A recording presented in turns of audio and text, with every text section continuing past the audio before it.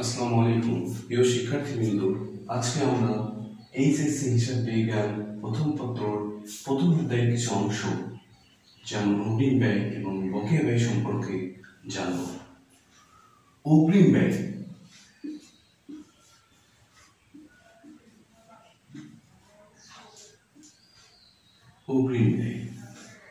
অগ্রিম ব্যয়টা আসলে কি?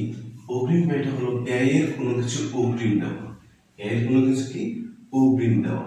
যেরকম আমি এই বাসাটাতে আছি, বাসাটা 12 মাসে আমাদের ভাড়া হবে 3/36,000, কিন্তু আমি কি করছি, আমি অনলি 2 মাস আছে, 2 মাস আমি ধরে বাসাটা আছি, কিন্তু আমি ভাড়া দিয়ে দিয়েছি 12 মাসে। কত মাসে? 12 মাসে। তাহলে আমার কাছে কি এই 10 মাসের ভাড়া অগ্রিম দেওয়া আছে না? অগ্রিম দেওয়া আছে। আচ্ছা, আমি যদি আমার বাসাটা ছেড়ে দিই, তাহলে বাসার মালিক কি আমার 10 মাসের ভাড়া দিতে বাধ্য না? অবশ্যই বাধ্য। তার মানে আমরা কোনো কিছু যদি খরচের আগে দিয়ে দিই, মানে এখনো খরচ হয় নাই, আগে কি করছি আমরা? আগে দিয়ে রাখছি, সেটা আমাদের কাছে কি? সেটাই হলো অগ্রিম ব্যয়। আর এই অগ্রিম ব্যয়টা কি? এই অগ্রিম ব্যয়টা হলো আমাদের কাছে এক প্রকার চলতি সম্পদ, এক প্রকার চলতি সম্পদ। কারণ আমরা তো এখনো ব্যয় করি নাই, টাকা আগে দিয়ে রাখছি, এই মাত্র আমরা যে কোনো সময় কি করতে পারি, সেটা ফেরত নিতে পারি। সেটা আমাদের কাছে কি এক প্রকার চলতি সম্পদ অগ্রিম ব্যয়টা।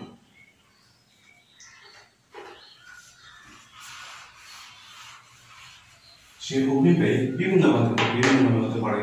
1 নম্বর অগ্রিম ভাড়া হিসাবে হতে পারে, অগ্রিম ভাড়া। তারপরে 2 নম্বর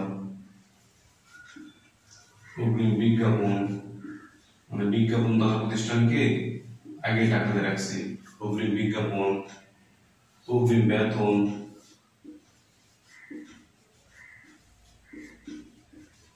অগ্রিম বেতন। আর এই অগ্রিম ব্যয়টার জন্য আমাদের কি হয়, আমাদের কাছে কিন্তু নগদ টাকা কিন্তু চলে যায়, নগদ টাকা কি হয়? চলে যায়। এর জাবেদা কিরকম হতে পারে? এর জাবেদা হতে পারে এরকম, যেমন অগ্রিম ব্যয় ডেবিট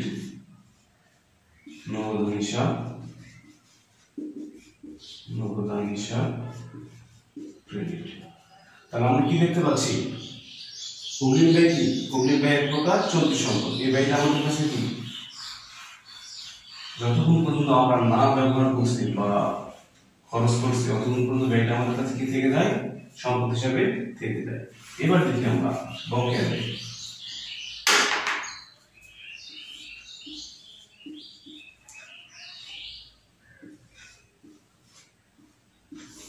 বকেয়া ব্যয়।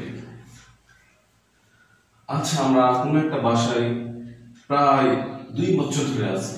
কয় বছর ধরে? 2 বছর ধরে আছে, কিন্তু কোনো ভাড়া পরিশোধ করতেছি না, কোনো ভাড়া পরিশোধ করতেছি না। অথবা আমার একটা প্রতিষ্ঠানে একজন কর্মচারী কি করে? চাকরি করে, তাকে আমি 1 বছর যাবত কোনো বেতন দিচ্ছি না। তাহলে বেতন এই প্রতিষ্ঠানটার জন্য কি এক প্রকার দায় হয়ে থেকে যাবে। কিন্তু কি হয়ে থেকে যাবে? দায় হয়ে থেকে যাবে। কারণ কর্মীরা তো বেতন পাওয়ার যোগ্য, কিন্তু আমি তাদের কি করছি? বেতন দেই নাই। তাহলে এটা আমার এক প্রকার কি? এটা এক প্রকার আমাদের চলতি দায়। এটা জাবেদা কিরকম হতে পারে? বেতন হিসাব ডেবিট,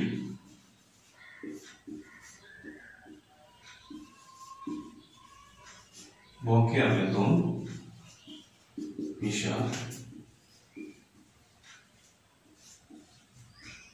ক্রেডিট। তাহলে বকেয়া ব্যয় আমরা কি করছি? কোনো একটা সুবিধা ভোগ করছি, কিন্তু সেটার জন্য কি করিনি, কোনো পেমেন্ট করিনি। আমরা সুবিধা ভোগ করছি, মানে কোম্পানি কি করছে? কর্মচারী বা কর্মকর্তা যাদের মাধ্যমে হোক সুবিধা ভোগ করছে, কিন্তু তারা যে বেতন বা মজুরি পাবে সেটা কি করেনি? পরিশোধ করেনি। তাহলে সেটা কি প্রতিষ্ঠানের জন্য কিন্তু দায় হয়ে থেকে যাবে। কি হয়ে থেকে যাবে? দায় হয়ে থেকে যাবে। এই বকেয়া ব্যয়গুলো বিভিন্ন প্রকার হতে পারে, মানে বিভিন্ন নামে আসতে পারে।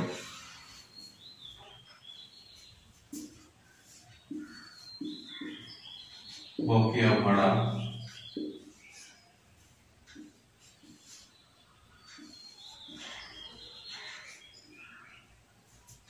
বকেয়া বেতন,